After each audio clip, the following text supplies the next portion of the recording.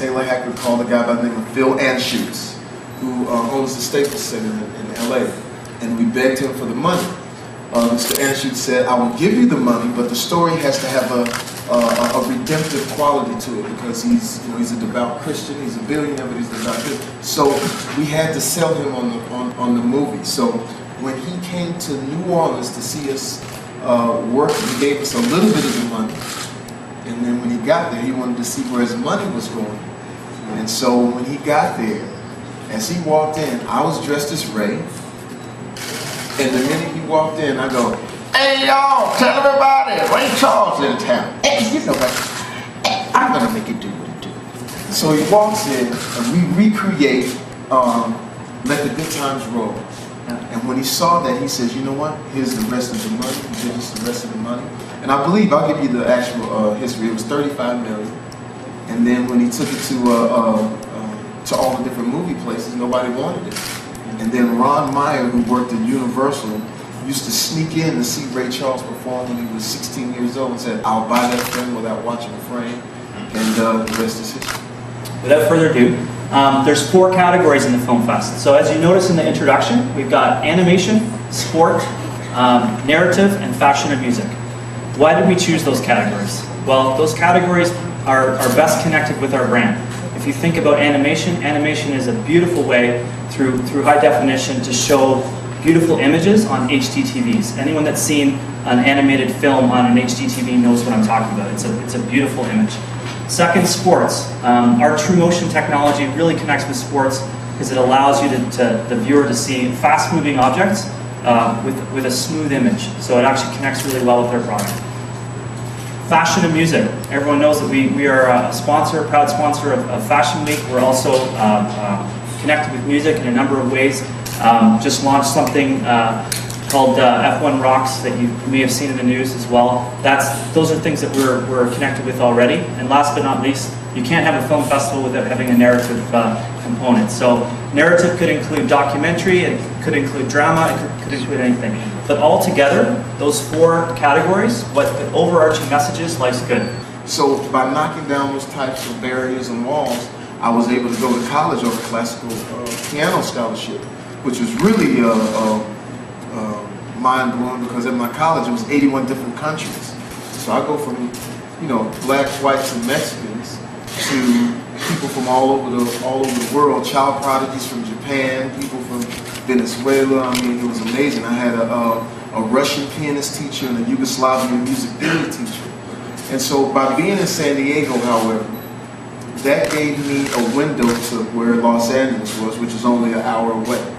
So I would drive up to LA every weekend and started doing stand-up comedy when I was like, 18, 19 years old. And I would take my music and sort of, intertwine it with the stand-up comedy. Like I would take a Snoop Dogg song, like Rolling Down the Street Smoking Indo, Sipping on Gin and Juice. I would go on stage and sing that like opera. Rolling down the street smoking Indo, sipping on gin and juice. The juice, the juice, the juice, biatch. So, so I started out in stand-up. And the great thing about stand-up at that time, which was almost 23 years ago, is that you had to be fearless. There was no internet. There was no,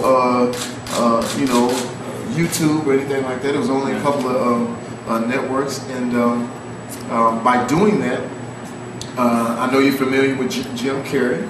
And he, in the States, was blowing up on this television show called In Living Color. And J-Lo was on that. J-Lo was, exactly, Jennifer at the time.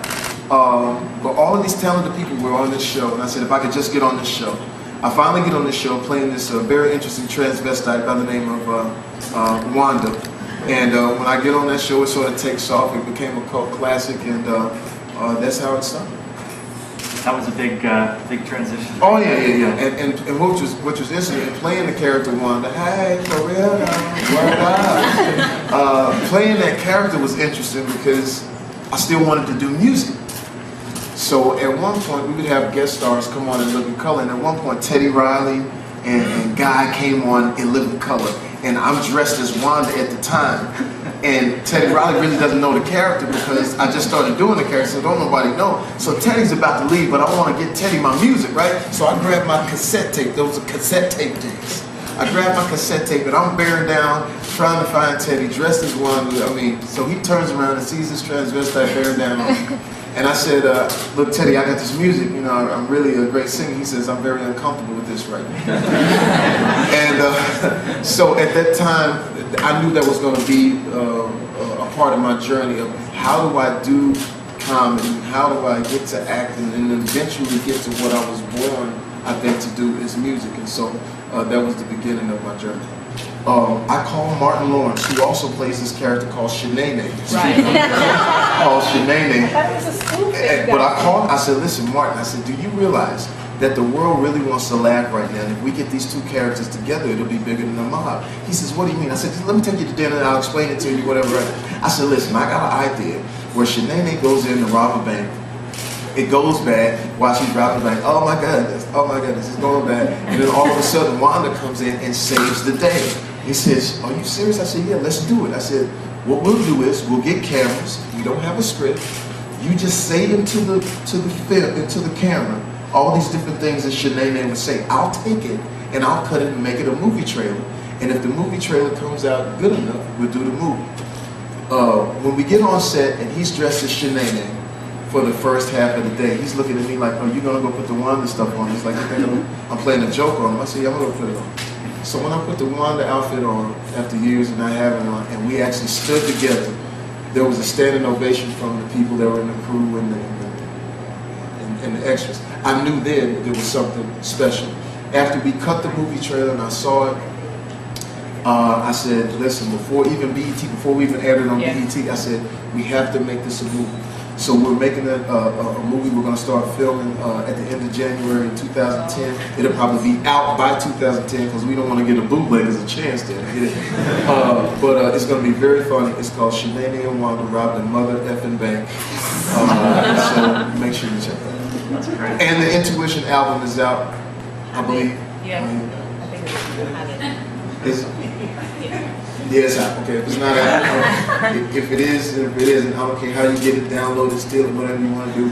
But make sure you get the music. It's got some great music on there. We'll be performing somewhere tonight. Do we get a chance to ask some questions? No. No. Sorry. Yeah.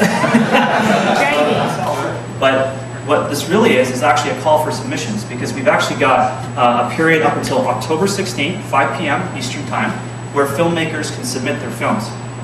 And you may ask, well, why would they want to do that? Well, there's kind of 6 big reasons. The top prize for this film fest is $100,000, which is significant. We don't know, or we're not aware of any film festival out there, short film festival, that has that level of prize. The great news about it is that a filmmaker with very little money can create an HD short film, a 5-minute short film with very little investment, and actually have a chance to win that grand prize. The category winners that don't win the grand prize will actually be granted a prize of $10,000. So the total prize money available is $130,000, which is significant. So we're excited about that. We're actually going to give filmmakers a great opportunity to tell their stories, and we're going to celebrate it through the channels that we talked about, through YouTube and through our website. So we're really excited about that.